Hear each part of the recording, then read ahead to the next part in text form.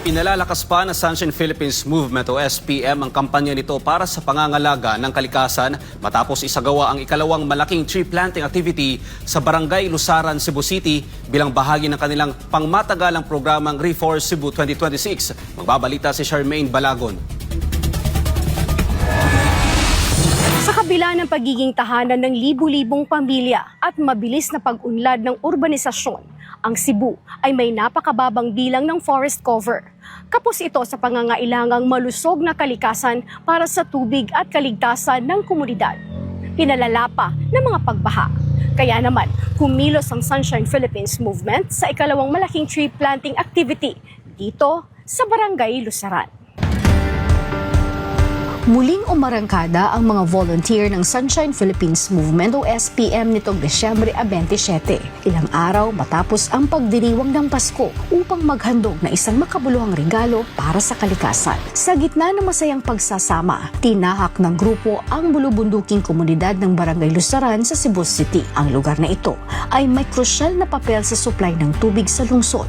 Dahil dito matatagpuan ang Lusaran Bulk Water Project, isang pasilidad na nagsisilbing pangunahing daluyan ng malinis na tubig para sa Metro Cebu. Kasunod ng matagumpay na paglulunsad ng programang Reforest Cebu 2026 sa Barangay Tabunan, agad itong sinundan ng SPM ng panibagong serye ng tree planting. Ang inisyatibong ito ay nakatuon sa mga lugar na labis na nasalanta ng mga nakaraang kalamidad gaya ng Barangay Lusaran upang muling buhayin ang kagubatan at protektahan ang watershed area. Matatanda ang noong Nobyembre 4, kasagsagan ng pananalasa ng Bagyong Tino, naging malagim ang karanasan ng mga residente sa Barangay Lusaran. Dahil sa tindi ng ulan, mabilis na umapaw ang Lusaran River at nanalasa ang baha na umabot hanggang sa bubungan ng mga kabahayan. Kanina ang buntag sa'yo, pag mata na ko, grabe ang kainit. No? Niinit na sa'yo, pagsidlak sa adlaw, pero pag abot ninyo, murag bless man kayo ning nangabot. Yeah. Murag bless kayo, murag kuan kayo, committed kayo nga ang pagpananom sa kahoy, no. So balik ko nako ang pagpasalamat sa ato ang Sunshine Philippine Movement, no. Pinangaluhan ni ani Pastor Apollo Kibuloy, no, og sa ato ang chairman sa 256 trees, no, og labi na gyud sa atong mayor. So daghan gyud kayo salamat sa inyong commitment. Sa kabuuan, umabot na sa 1,500 puno ang naitanim ng SPM sa Lusaran, kabilang na ang mga naisagawa noong taong 2024. Pinili ang mga punong kahoy na angkop sa kabundukan at watershed area, gaya ng Nara at Tugas, na kilala sa tibay at kakayahang humawak ng lupa upang maiwasan ang pagguho at baha. Tanong niya, hawa na dahil mga tayo pakialam kung ano po. Hindi, ang atong commitment, ito ni Pastor, hangtod makita nato ang kahoy ng itaas o naghatag og proteksyon sa atua. Mao nay commitment nato. Samantala, binigyang diin ni John Jeffrey Dabalos, ang Vice Chairman ng 256K Tree Planting Initiative, na hindi nagtatapos ang misyon sa pagtatanim. Anya, mas mahalaga ang pangmatagalang pangangalaga at monitoring sa mga ito. Sa lahat ng mga Cebuanon, no, sa tanan mga Cebuanon, hindi ito pang trending lang. Importante talaga dito is yung mga nabubuhay na doon nakasalalay sa kanila yung mga kahoy, no? So, doon sila na sumasandal sa mga kahoy kasi kung wala itong mga kahoy na ito, they are not having their habitat. Habitat kasi is kung asa sila nabuhay, saan sila namumuhay. So sila na yung tutulong sa atin para magtanim rin ng kahoy. Sila na rin yung mga insekto, yung mga ibon, mga langgam, mga nangamang sayuta. So sila na rin tutulong sa atin. So tulungan natin sila sa lahat ng mga Cebuano, lalo na yung nakatira sa mga upland barangays at saka sa mga nasa sa rural areas, sa urban areas as well. Kung tutulong kayo, coordinate kayo sa team natin sa Office of the Mayor, 256K-COM.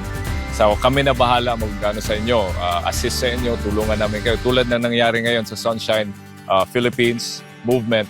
Nagpasalamat din ng mga forest warden mula Cebu Central Protected Landscape sa suporta ng SPM sa kanilang papel na pangalagaan, panatilihin at ibalik sa dating katangian at biological diversity ang mga kapundukan ng Cebu.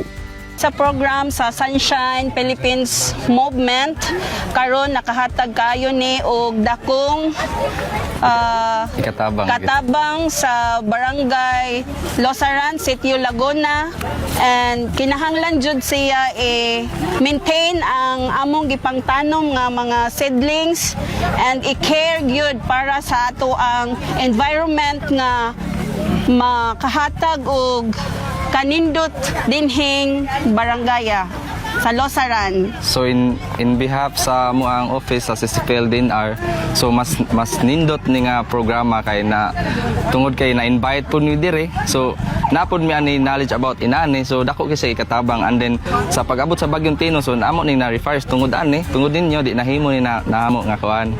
So mora tos daghang kayong salamat. Ang Reforest Cebu 2026 ay isang taong reforestation program na hindi lamang nakatuon sa pagtatanim ng puno, kundi pati sa aftercare, monitoring at tuloy-tuloy na pagkikipagtulungan sa mga lokal na komunidad upang matiyak ang pangmatagalang pagbabalik ng kagubatan. Ang advokasiyang ito ay nagugat pa noong 2005 sa ilalim ng vision ni Pastor Apollo C. Kibuloy na nagsulong ng malawakang pagtatanim ng punong kahoy sa iba't ibang bahagi ng bansa. Isang adhikaing patuloy na isinusulong ng SPM hanggang sa kasalukuyan dito sa Cebu. Reforestation is a big realization after sa duha ka bagyo nga ning hit sa Cebu. So especially diri sa Losaran, no, dako kaayo siya og impact, no. So reforestation is very important as of now kay daghan sa ato ang mga bukid sa Cebu nga putol na. Part of it is ang mga landslide. So one of the advocacy of 701st RCDG, 701st CDC, and 701st RRBN is to support tree planting. Thank you so much for inviting us. It's a pleasure to be part of this activity. Sa pamamagitan ng Reforest Cebu 2026, muling nananawagan ang Sunshine Philippines Movement sa mga ahensya ng pamahalaan, pribadong sektor at sa buong publiko na makiisa at kumilos para sa kalikasan. Binigyan din ng grupo na ngayon ang tamang panahon para sa kolektibong aksyon upang mapigilan ang mas matitinding sakuna sa hinaharap. Sunshine Philippines Movement Cebu Chapter. Join us! Forest Cebu 2026.